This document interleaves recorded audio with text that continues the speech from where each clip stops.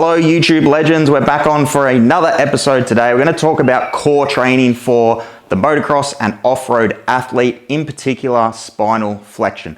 So rounding our spine. It's one of these things that gets demonized in the strength and conditioning field from some people, and also like from some riding coaches that put like a hyper emphasis on being in this anteriorly rotated position 100% of the time. When we actually look at even the best riders in the world, like the great man Jet Lawrence, who has the best technique out there, he is flexing his spine, whether that be from something like a mistake on the weekend when he clipped his front wheel, dropped the front wheel in those whoops, or deliberately when he's trying to get his center of mass back to the rear of the bike when he's absorbing a particular obstacle like a scrub or something like that. So we can see that spinal flexion is a normal part of riding the dirt bike.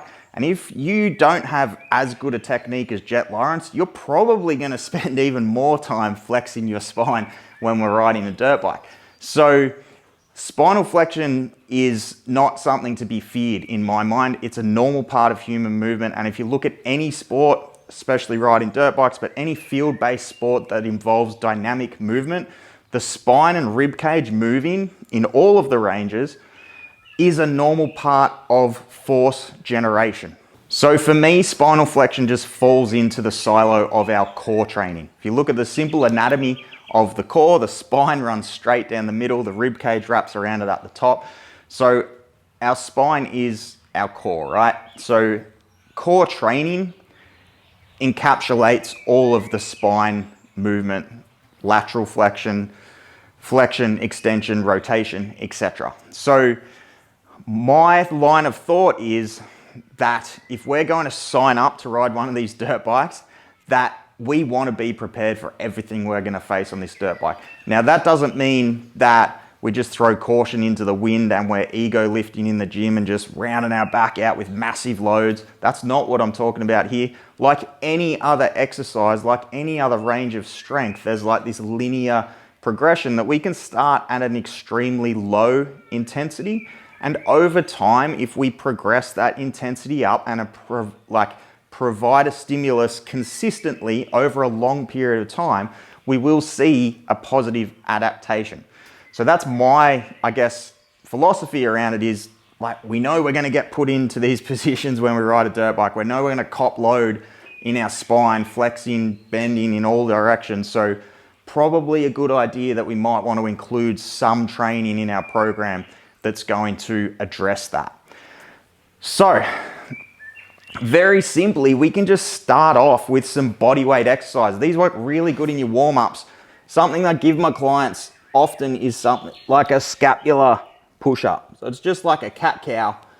There is a bit more emphasis on the thoracic spine here, but we are just getting used. What does it feel like to be in a more flexed orientation? What does it feel like to be in a more extended orientation? So we're just gaining some awareness around what these positions feel like. Down there on the floor, we've got 4 points of contact. It's very safe for the nervous system. That would be like the most entry-level spine flexion and extension exercise that you could start with. We can progress to doing that standing up, so there's less points of contact. So again, we're just getting used to what does this feel like. We can throw some side bending in, some lateral flexion. What does it feel like just to get into this side bending ranges? So they're just some really simple, like super low level body weight movements.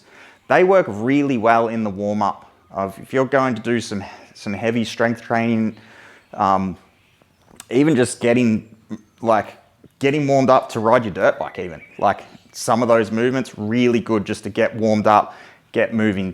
What you want to think with your spine, you think of any other joint, any other muscles in the body, any other joint, they thrive on movement. Because remember, movement brings in fresh blood, brings in fresh oxygen. That's a good thing. Muscles, joints, they love fresh blood and fresh oxygen. So if we're just constantly stiff all the time and constantly like holding this really tight position and there's no movement there, think about that with the basically the nutrients. Our blood brings in all of the nutrients, right? So being able to move and getting like fluid movement through our core, our spine, rib cage, super duper important. So then the next most important thing is learning how to control flexion with the abs. So the abs actually, if we crank down hard on our abs, it's going to pull us into a flexion. If you've ever done a sit-up, you will know that. So we include a heap of flexion-based, sort of ab-focused exercises for my clients so we can actually build strength in the abs, controlling that range of flexion.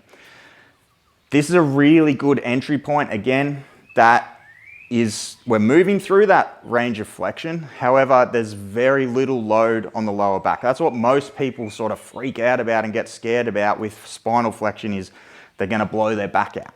Well, you can train spinal flexion in many different ways. So training the abs to control spinal flexion, there's almost no load on the lower back when you're performing these exercises. All of the load is on the front here, on the abs, the hip flexors, etc. So there's some really good exercises to include, and that's why we include a lot of them for my clients, is to build up that capacity of the abs and the front of the core to control flexion. Then we could actually look at some more flexion-based exercises that do target the lower back a little bit more. So Jefferson curl variations, where a banded Jefferson curl, where we're pushing down on the band. So we're actually, again, we're using the abs a little bit more, but we're pushing down on the band to control the flexion on the way down. And then the band can actually give us some assistance on the way up. So again, very little load on the lower back. And what we're doing is introducing ourselves to this range of motion. We're not going like any other exercise. We're not going to go from 0 to 1,000%. It's like doing a deadlift. You're not going to go from an empty bar to 200 kilos in your first week. We just want to progress it slowly. So if you're completely new to this stuff, the banded variation is really good because it just teaches us to what's this position feel like. Okay, and again, it's very, very safe. There's very little load on our lower back. So at the beginning here, what we're really looking to do is, can we control that articulation of the spine? Like from one vertebrae at a time, from the neck down to the lower back. Can we control what you most commonly, and I was very much in the same boat when I started doing this stuff, is probably going to look like a hinge, like a broomstick. Most people really struggle to articulate their spine. It's very stiff.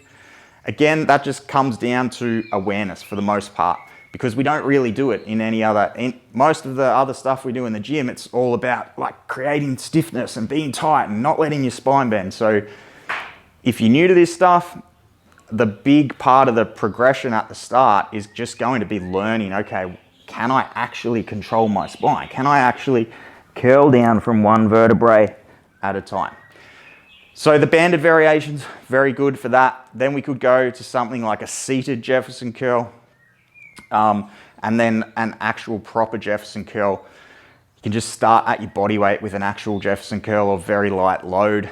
They're just some Jefferson curl variations that are more specifically flexion orientated, that progress up to actually loading the lower back. And then of course we have some other exercises that I program for my clients that aren't really like I don't specifically program them to train spinal flexion. It's just like the spinal flexion's just a little bit of a side benefit, that when we're performing some of these exercises, that we are getting a little bit of rotation and a little bit of flexion through the spine and the rib cage, which is a positive thing. Again, when I'm talking about training spinal flexion, loading spinal flexion, I'm not talking about ego lifting and just like blowing your deadlift out of the water and deadlifting with a massive hunch. I'm just talking about some accessory exercises where the loads are on the lower end of the spectrum in terms of heavy strength training.